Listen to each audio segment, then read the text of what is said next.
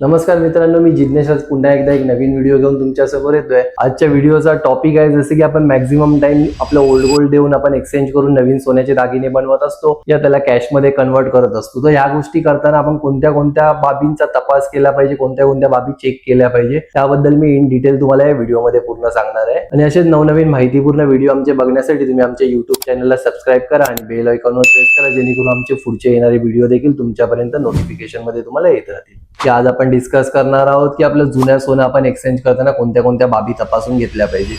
तर शक्यतो मेजरली आपण जेव्हा आपलं जुनं सोन्याचे दागिने घेऊन जातो तेव्हा त्याच्यासोबत आपण आपल्या जुन्या बिलची कॉपी नेणं तितकंच गरजेचं आहे।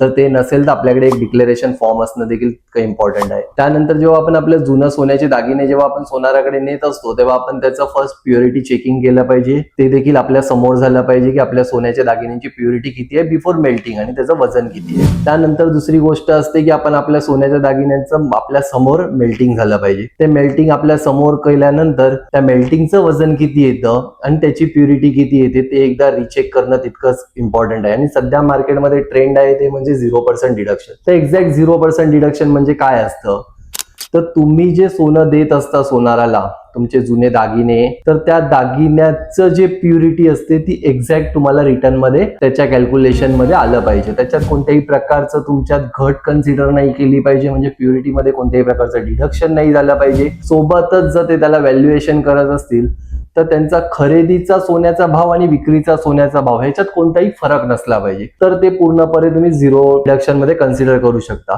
आणि ही सेम प्रोसेस जर आमच्या इकडे नंदनवन मध्ये कशी होते तर ती देखील मी तुम्हाला व्हिडिओमध्ये दाखवतोय, तर ती देखील तुम्ही बघा।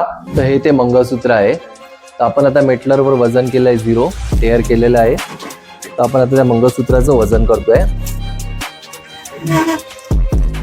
मंगळसूत्राचं वजन आहे 10 ग्राम 896 मिली। ठीक आहे। तर आता आपण याचा सेम टाइम गोल्डचा रिपोर्टही घेणार आहे। तर आपण गोल्डचा रिपोर्टसाठी गोल्ड टच मशीनकडे जाऊया आणि गोल्ड टच मशीन मध्ये त्याचा रिपोर्ट घेऊया। तर हे ते मंगळसूत्र आहे ज्याचा आता आपण गोल्डचा टच रिपोर्ट चेक करणार आहोत। तर आपण या मशीन मध्ये त्याला इथे सेंट्रलाइज करू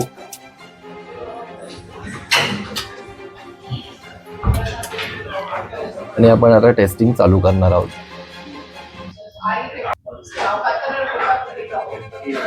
तर ह्याचा टच आलेला आहे आता 22 कॅरेट। ठीक आहे। तर 22 कॅरेटचा आम्ही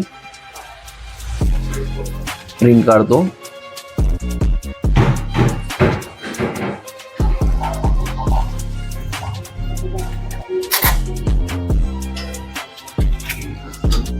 तर या मंगळसूत्राचा गोल्ड रिपोर्ट आहे 22 कॅरेट।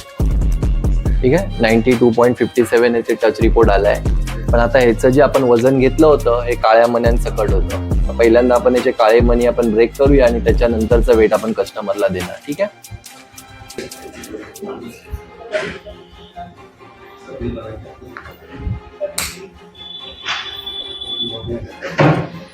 आता या मंगळसूत्राचे काळे मणी आपण फोडले आहेत। तर आता आपण एक्झॅक्ट गोल्डचं वजन किती आहे याच्यात ते चेक करूया। आता आपण या मंगळसूत्राचं वजन करतोय विदाउट ब्लॅक बीड्स। ओके। तर या मंगळसूत्राचं विदाउट ब्लॅक बीड्स वजन आहे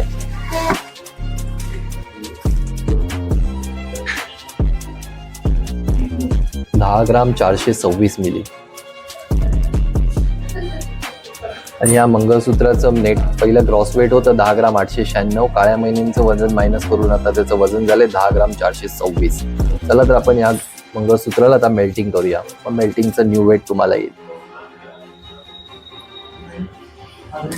आता मी हे वाउचर इश्यू करतोय मेल्टिंग साठी। तर आता तुम्ही पुढची मेल्टिंगची प्रोसेस बघा की आपण याला मेल्ट कसं करतोय। हेही आम्ही कस्टमरच्या पुढ्यातच मेल्टिंग करतो, कस्टमर समोरच। तर मेल्टिंगही आमचं असं कुठे हिडन नाही आहे, मेल्टिंगची प्रोसेसही कस्टमरच्या समोरच आहे। हॅलो, आता आम्ही मेल्टिंग करणार आहेत। हे मेल्टिंगचे गोल्डचे वेट आहे 10.426 ग्रॅम्स। हे बघा खाली आहेत, हे गोल्ड टाकले 10.426 ग्रॅम्स।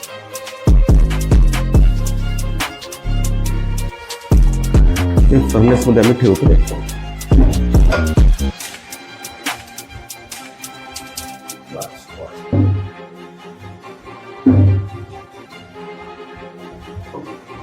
म्हणजे बरोबर मिक्स झाले पाहिजे म्हणून। वाटलं आलं बघ. हे घ्या. नाही. हो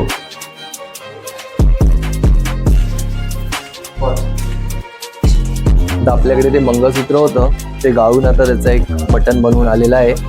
तर त्याचं आपण एकदा वजन करून वजन लिहून घेऊया, वजन किती ग्राम आहे.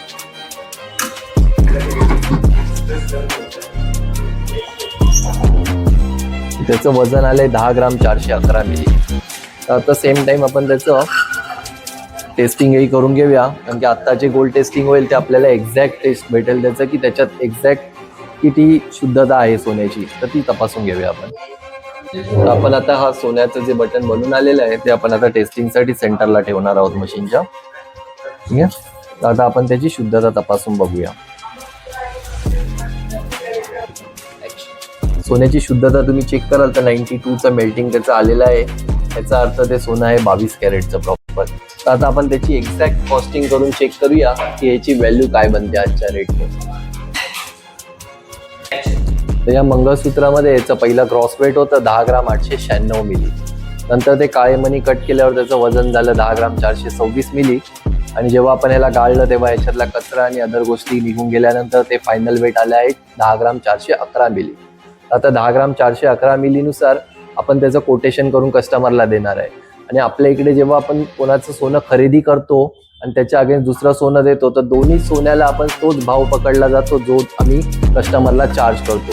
याचा अर्थ हा आहे की इकडे खरेदीचा भाव आणि विक्रीचा भाव हा दोन्ही सोन्याचा भाव हा सेम आहे.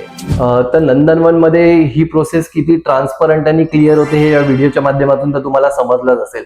आमच्या इकडे पूर्ण प्रोसेस ही कस्टमरच्या समोर होते. पूर्ण प्रोसेसमध्ये 100% ट्रान्सपरन्सी असते. आमच्या इकडे जो सोन्याचा खरेदीचा भाव विक्रीचा भाव ह्यामध्ये देखील कोणत्याही प्रकारचा तफावत नाही. दोन्ही रेट हे एकदम सेम आहेत. आणि ह्याचं कॅल्क्युलेशन तुम्ही एकदा पूर्ण रिचेक करून घ्यायचं कस्टमर कडून की त्याने तुमच्या ओल्ड गोल्ड मला कन्वर्ट करून प्युरिटी मध्ये आणून राईट. आणि तुम्ही जे पण सोनाराकडून दुसरी वस्तू घेताय त्याचं 100% तुमच्याकडे जीएसटीचा टॅक्स बिल आलं पाहिजे. आणि त्या टॅक्स बिल मध्ये तुम्ही जुनं सोनं जे दिलंय त्याचं कॅल्क्युलेशन पूर्णपणे नमूद असलं पाहिजे.